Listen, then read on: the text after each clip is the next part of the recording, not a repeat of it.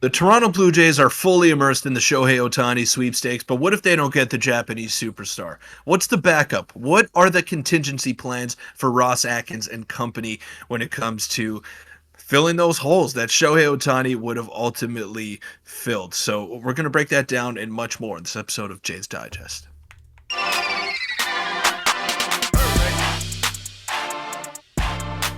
What's up, Jays fans? I'm your host, Peter Vryonis, alongside host Nick Gosse. Now, we know the Blue Jays are fully in on Shohei Ohtani. The race is going to come down to the wire between the Toronto Blue Jays and the Los Angeles Dodgers, and maybe another team that is quietly in the mix there. But they're in. They're in on him, and we haven't really heard much about other free agents. So we've heard some names. We've heard some contingency plans that Ross Atkins may revert to if he doesn't get Ohtani.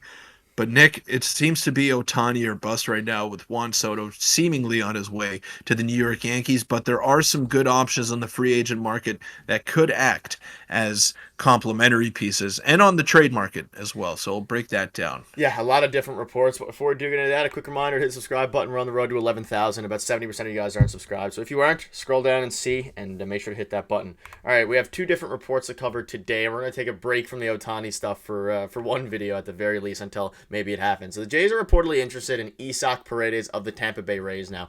We'll discuss this. We'll discuss the likelihood of this. Obviously, the Rays are a interdivision rival.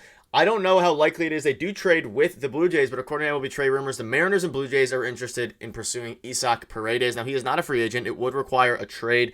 And Peter, what are your thoughts on this? Paredes has been a guy who's been around for a little bit. He's improved slowly every single year. He was horrible with the Tigers, and of course, in proper fashion, he goes to the Rays and does absolutely unbelievable, finishing 18th in MVP voting last season. And he's a very interesting player, and he's drawn interest from several MLB teams, according to John Morrissey, including the Toronto Blue Jays. Yeah, he's a good player. He's a guy that has some big time power, can play a decent third base, doesn't have much speed on him. So definitely in the speed and defense department would be a huge downgrade when we're looking at him compared to Matt Chapman. But that power is what really separates him. 31 home runs last year, 840 OPS. He would have led the Blue Jays in each of those categories. And he's someone that could get on base at a pretty decent clip as well. So I could definitely see the Jays being interested in him. The one thing I'm hesitant, though, is that we have right now the Tampa Bay Rays, who are an interdivisional opponent, who probably won't want to make a trade with the Toronto Blue Jays. And that's what I'm holding out for here. But I don't know. Great player. Definitely someone I would want to have on the team, but I can't see it. Yeah, and the biggest thing here is that, like you said, it's an interdivision rival. So with the Tampa Bay Rays, who knows if they're going to want to make a trade with the Toronto Blue Jays, let alone, depending obviously if they get Shohei Ohtani or whether they get whoever else they get, who knows if they're going to be able to get one of these guys. And the biggest thing is the power. He has 31 home runs, and that is something the Jays desperately need, especially if they miss out on Shohei Ohtani specifically. And again, most of these, it's just such a hard thing to talk about because Shohei Ohtani is still up in the air. Who knows what kind of holes they'll fill. I like Isaac Peredes, whether we get Shohei Ohtani or not. He will be replacing Matt Chapman at third base. And maybe they re-sign Matt Chapman instead. But ultimately, if the Rays are willing to shop this guy, I would not mind buying on Isaac Peredes. However, it is interesting to keep in mind that we will be buying on him at his peak value right now. And in the prior 3 seasons, if you look at the average, it wasn't nearly as good as last season. So maybe you believe that he turned a corner, or maybe some people might believe it was a bit of a fluky to a degree season.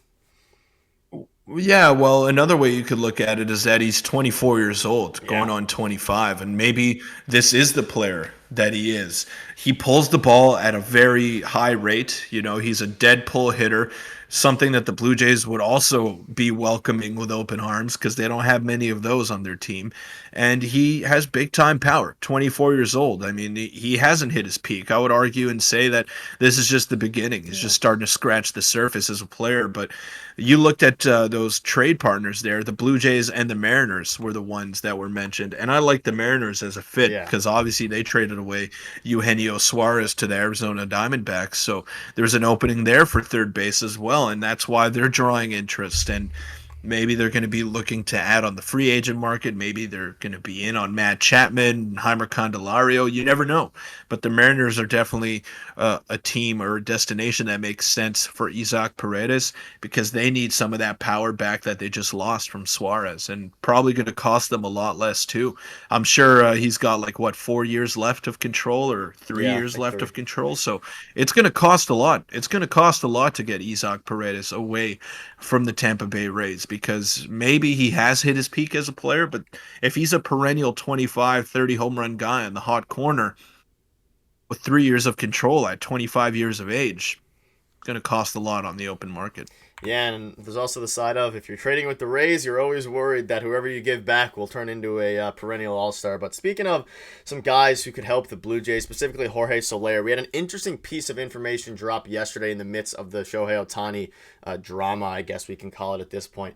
This was a potential Buster only. So Soler, a fallback option for Ohtani suitors. In America, thin on power hitters, Jorge Soler is among the most marketable players. He's obviously coming off 36 home runs, massive slugging percentage of 512. But like other free agents, he will likely have to wait for Shohei Ohtani to make his decision because according to sources, at least one of the teams talking to Ohtani is positioned to pivot to a run on Soler if Ohtani signs elsewhere. Now, Peter, this has to be, or I'm thinking that this one team that is positioned to pivot on a run of Soler if they don't get Ohtani would be the Toronto Blue Jays because there's only 3 or 4, realistically 2 at this point, but we'll say 3 or 4 teams that are seriously considering Ohtani and that Ohtani is seriously considering. It gotta be the Blue Jays, right? Yeah, it's got to be. But again, this is like a case of the Blue Jays putting a band-aid on a really bad gushing wound. This doesn't fix whatever problems they have. Sure, the power is nice, but it's not enough. It's not enough. So if that's their only move, then I'm sorry to break it to you fans.